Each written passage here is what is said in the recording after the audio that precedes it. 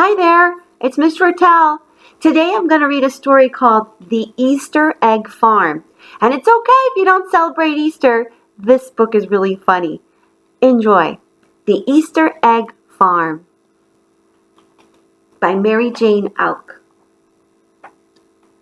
Pauline lived in Mrs. Pennyworth's hen house with 4 other hens.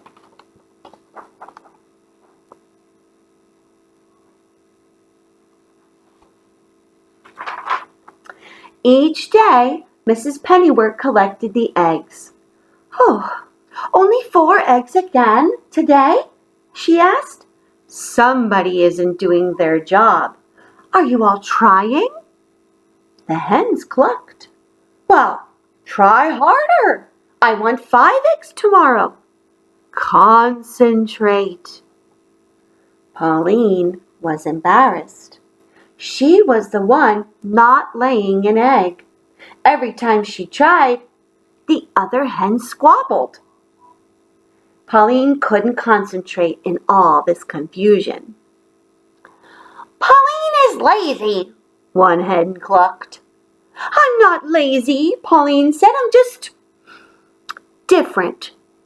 She turned her back on the others and she concentrated very hard. So here is Pauline and the other hen squabbling.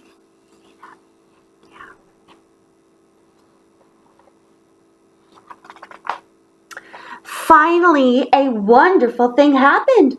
Pauline stepped back to look at the egg in her nest. It wasn't like the other eggs, but Pauline, she thought it was beautiful. "Get a load of this one," another hen cackled. "Pauline just laid the world's ugliest egg." "It's not ugly," Pauline said. "It's just different." But Pauline began to feel ashamed of her egg. She nudged it under the straw with her beak. See, it looks just like the straw. The harder Pauline tried to lay a normal egg, the stranger her egg got. She hid each one of them, but not before the other hens had seen them, and they made fun of her. "Oh, so this hen looks like the chicken coop," or "this egg looks like the chicken coop, and this egg looks like the piece of wood, and this egg has the word from her feed bag."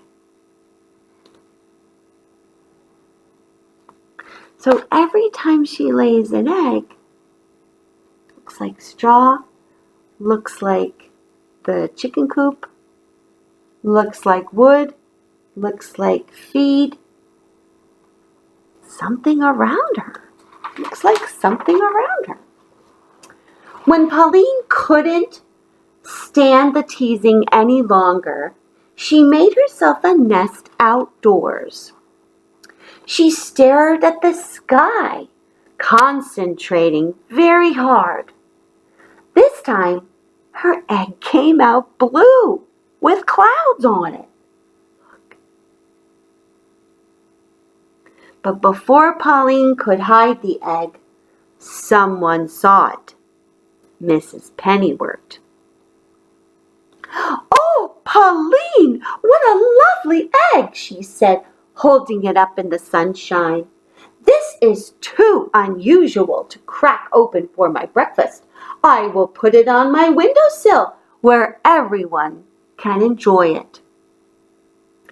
Well, the next day, Pauline laid an egg that was even more unusual. Mrs. Pennyworth was delighted. "Can you make more eggs like this?" Then Mrs. Pennyworth noticed the ladybug on the blade of grass right in front of Pauline. "Oh, I got it. The egg comes out looking like whatever you see. So Pauline looks at something and she lays an egg that matches it. Pauline blinked. She wasn't quite sure how it worked herself. "That is fantastic," said Mrs. Pennyworth. Come to my house with me. We'll see what kinds of eggs you can lay in there." So whatever Pauline looks at, the sky, the ladybug, her egg comes out looking just like what she was looking at.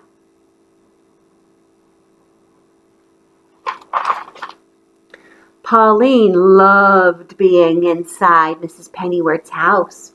There were lots of pretty things to look at. In her new surroundings, Pauline became quite creative. Soon her unusual eggs lined the windowsills of Mrs. Pennyworth's house. Oh, look, she's got flowers, one with a flower. Oh my gosh, one with grapes. Can you see?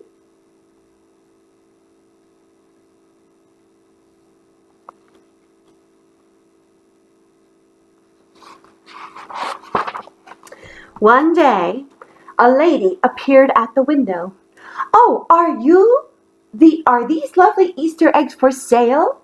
I need one for every child in this town. They're for the annual Easter egg hunt." "Oh, no problem. We can lay that many eggs, can't we, Pauline?" "Wait," thought Pauline. She had never seen Mrs. Pennyworth lay an egg, so she knew it was up to her. Laying eggs for the Easter egg hunt would be an honor. She clucked happily. "Come back for the eggs the night before Easter," said Mrs. Pennyworth. "Oh, see? Look at those eggs. This one looks like the chandelier. And this one looks like Miss Pennyworth's blanket on her bed. Look, and this one looks like Mrs. Pennyworth's teapot."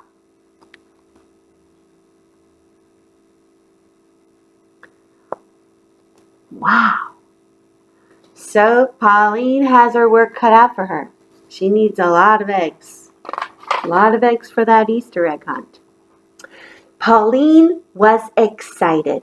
She started laying 2 eggs a day, then 3, then 4.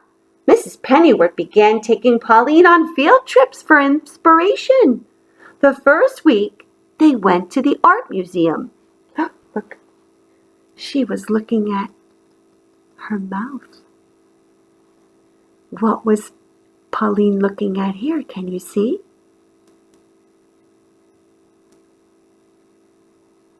Over here? I wonder what she's going to lay over here. That would give me inspiration, but I don't lay eggs, so.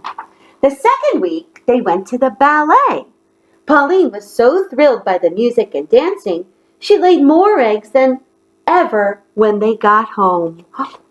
Look at those eggs.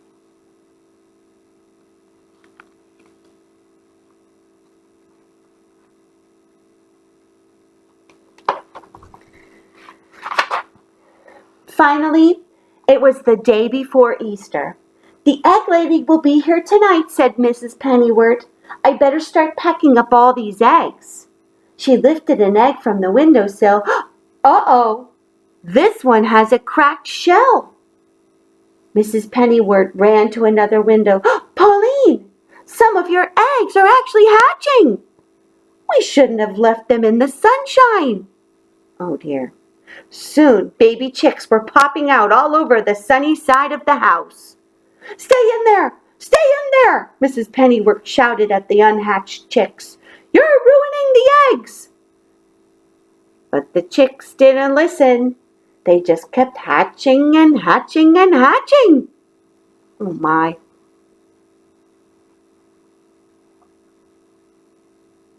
Do you see? They're different colors. This one is blue and orange. Oh boy. What are they going to do for... Oh my. When Mrs. Pennyworth took the broken shells to the table and frantically tried to glue them all together, oh, it's no use. I was never very good at arts and crafts. Oh dear, that's a mess. Just then, there was a knock at the door. "Yoo-hoo!" called the egg lady. "I'm here for the Easter eggs." "Do I have a deal for you?" said Mrs. Pennyworth. "How would you like Easter chicks instead of eggs?" Uh-oh, look at Pauline's face. How does she feel about that? Giving away our chicks? Oh dear. "Terrific!" the egg lady said, as bright-colored chicks scurried around her. "Easter chicks are even better than Easter eggs." Mrs. Pennyworth helped the egg lady gather all the chicks, but as fast as they were popping them into the basket, the chicks jumped out again. Mrs. Pennyworth heard a clucking noise and she looked up. Pauline was fluffed up twice her normal size. She spread out her wings like an umbrella, protecting the chicks who raced toward her.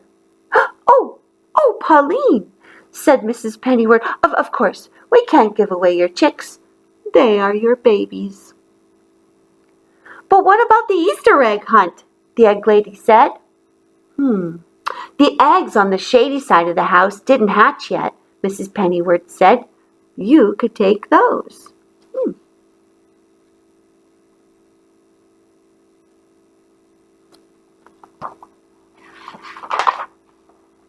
Pauline kept all of her babies. She loved being a mother. Every day she took her chicks for a walk, showing them beautiful things all around the farm. Oh wow, look at this. A butterfly. Daffodils. Like we're in our garden. What do you think's going to happen next?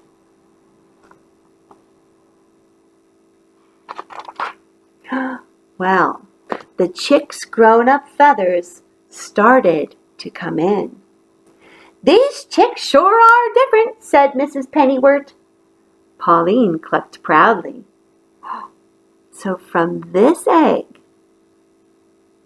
came this chick and grew this chicken.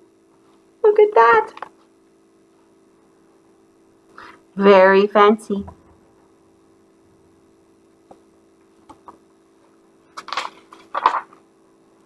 Soon Pauline's daughters were laying their own eggs. They took turns in the nest box, laying eggs of every color and every design. Children from miles around came to see the unusual eggs and chickens. Mrs. Pennyworth's farm became known as the Easter Egg Farm.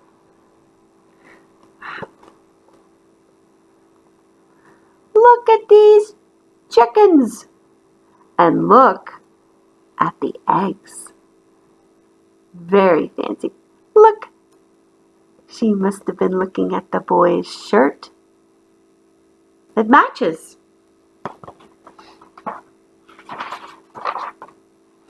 Pauline still lives at the Easter Egg Farm, but she doesn't lay as many eggs as she used to. Now, whenever she feels an egg coming on, Pauline closes her eyes. She doesn't concentrate on anything. Then she lays a perfectly ordinary, plain white egg, just to be different. Can you find the one that's normal? I love the story about Pauline and her eggs. What a fun book.